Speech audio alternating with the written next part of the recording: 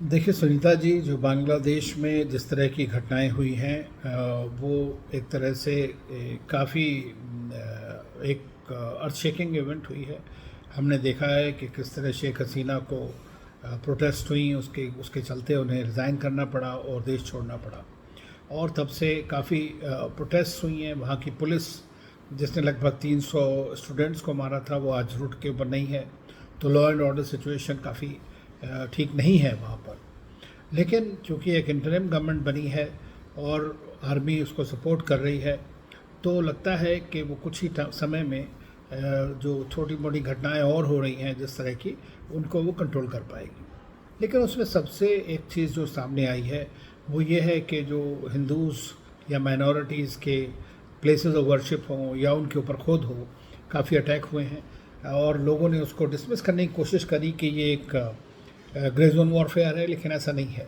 कई जो खुद मोहम्मद यूनुस साहब ने कहा है कि कंडेम किया है उन्होंने, तो इस तरह की काफ़ी घटनाएं हुई हैं जिसमें लुम्पेन एलिमेंट्स जो होते हैं, जो एंटी रेडिकल एलिमेंट्स होते हैं, एंटी सोशल एलिमेंट्स होते हैं, वो इसका लाभ उठाते हैं और क्रिएट करते हैं कि किस तरह एक कम्युनल हार्मनी ख़त्म हो।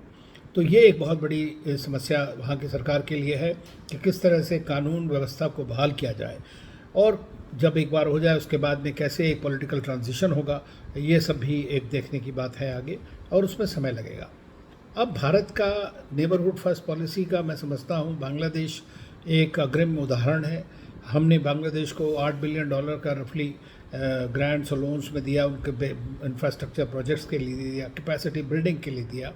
और जो बांग्लादेश की ग्रोथ स्टोरी है उसमें भारत की जो सपोर्ट है, भारत की सपोर्ट बांग्लादेशी लोगों के लिए है, वो एक बहुत अहम रोल अदा करने वाली है और उसने किया है। और इसीलिए आज की डेट में बांग्लादेश एक डेवलपिंग कंट्री स्टेटस के रूप में आ गया है। तो अंडर डेवलप से बाहर निकल आया, वहाँ के इंडिकेटर्स काफ़ी अच्छे हो गए हैं, वहाँ की इकोनॉमी काफ़ी अच्छी काम कर रही है। तो ये सारी चीज़ें अब अचानक एक तरह से लगता है कि कुछ थोड़ा हाइटस आएगा, क्योंकि टाइम लगेगा। किस तरह से नई सरकार, नए लोग किस तरह की बात देखते हैं, लेकिन उनको ये नहीं समझना चाहिए, नहीं सोचना चाहिए कि भारत सिर्फ एक किसी सरकार के साथ है। भारत बांग्लादेशी लोगों के साथ है।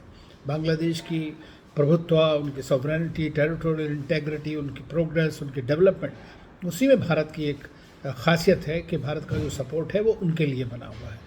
और इस चीज़ को मैं समझता हूँ कि कॉमन बांग्लादेशी जो हिस्टोरिकली कल्चरली हमारे साथ कनेक्टेड हैं, वो इस बात को समझते हैं, क्योंकि हमारा जो सिविलाइजेशनल कनेक्ट है वो बड़ा इम्पॉर्टेंट है।